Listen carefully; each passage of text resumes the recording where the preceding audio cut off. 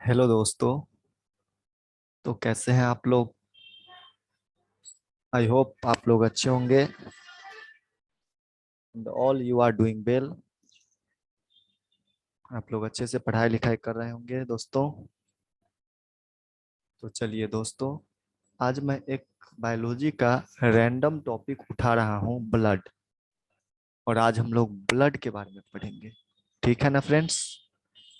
तो चलिए, हमारे बॉडी में ब्लड का क्या इम्पोर्टेंस है आप लोग भली भांति जानते होंगे, आई होप। तो चलिए, ब्लड जो होता है हमारे बॉडी में, ये क्या होता है, कितने टाइप्स के होते हैं, क्या फंक्शन है, ये सब हम लोग देखेंगे।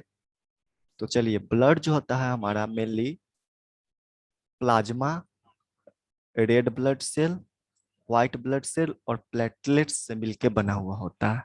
हमारे ब्लड में प्लाज्मा का परसेंटेज 55% होता है, जबकि आरबीसी रेड ब्लड सेल 41% होता है, व्हाइट ब्लड सेल डब्ल्यूबीसी 4% होता है, प्लेटलेट्स 1% से भी कम होता है, अप्रोक्स 1% मान के चलिए।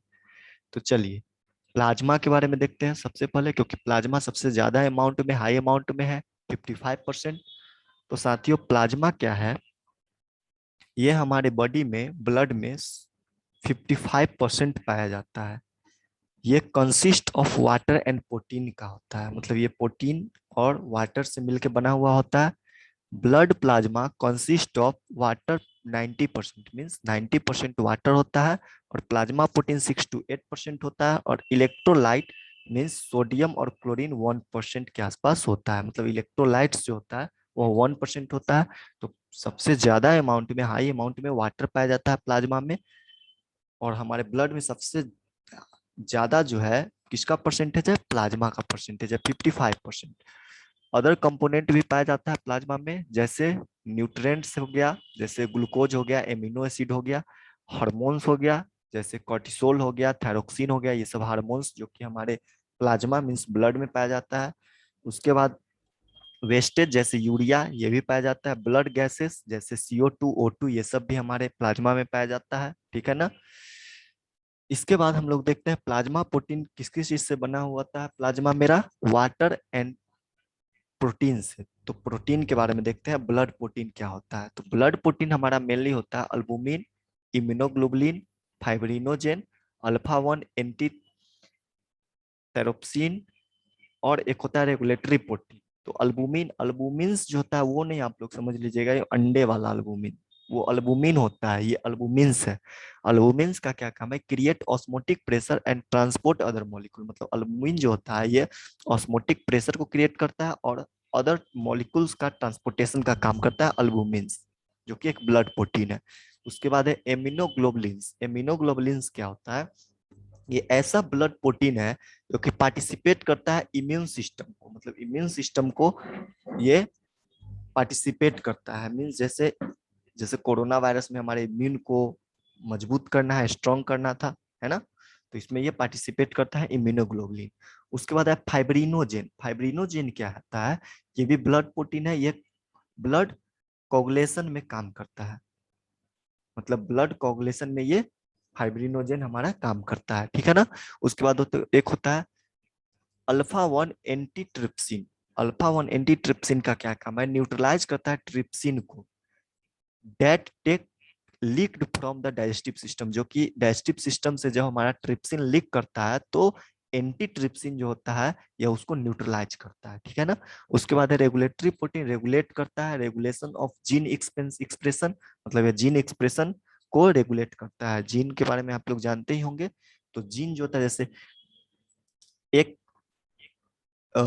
जैसे कह सकते हैं कि ट्रांसफॉर्मेशन ऑफ जीन जो होता है ना, उसको रेगुलेशन का काम करता है रेगुलेटरी प्रोटीन। ठीक है? तो ये था मेरा प्लाज्मा के बारे में, जो कि 55% ब्लड में पाया जाता है। उसके बाद फिर आते हैं हम लोग आरबीसी। आरबीसी दूसरा मोस्ट अबुडेंट अमाउंट में पाया जाने वाला है, जो कि 41% है। आरबीसी को हम लोग इरेथ्रोसाइट्स के नाम से भी जानते हैं, इसका अदर नेम इरेथ्रोसाइट है। इसका वॉल्यूम जो होता है ये 5 to 5.5 मिलियन पर MM³ होता है, ठीक है ना।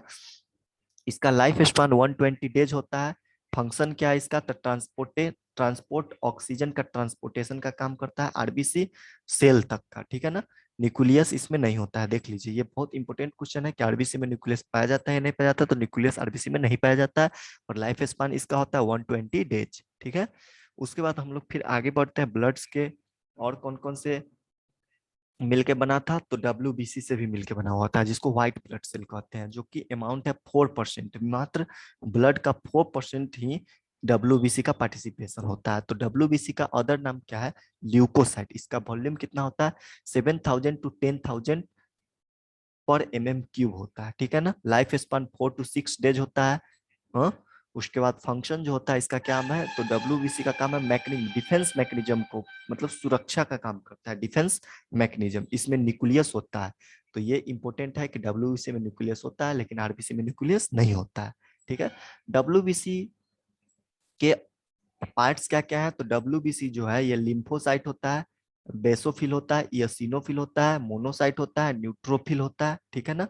तो देखिए, एक इंपॉर्टेंट क्वेश्चन यहाँ से WBC में आता है कि WBC में मोस्ट अबुडेंट अमाउंट में कौन सा चीज पाया जाता है, कौन सा, तो इसमें देखिए मोस्ट अबुडेंट पाया जाता है मैक्सिमम न्यूट्रोफिल, और मिनिमम अमाउंट में पाया जाता है बेसोफिल। तो आप लोग इसे याद रखेंगे, ठीक है ना। इसके बाद जो ब्लड का अगला पार्ट है वो है प्लेटलेट्स। तो प्लेटलेट्स जैसे हम लोग पढ़े प्लाज्मा, WBC, आरबीसी, इस तरह प्लेटलेट्स ये मात्र लेस देन 1% के अमाउंट में पाया जाता है। इसका वॉल्यूम जो होता है 1.5 to 3.5 लैक्स पर MM³ होता है प्लेटलेट्स का। प्लेटलेट्स का लाइफ स्पान सबसे कम होता है 2 to 3 डेज होता है। इसका भी फंक्शन डिफेंस मैकेनिज्म होता है, और इसमें भी न्यूक्लियस होता है। तो आप लोग इसे याद रखेंगे कि इसमें न्यूक्लियस होता है। अभी आप लोगों ने देखा आरबीसी में न्यूक्लियस नहीं होता है, WBC में न्यूक्लियस होता है, और प्लेटलेट्स में भी न्यूक्लियस होता है, ठीक है ना। लाइफ स्पान भी सबका याद रखेंगे आप लोग।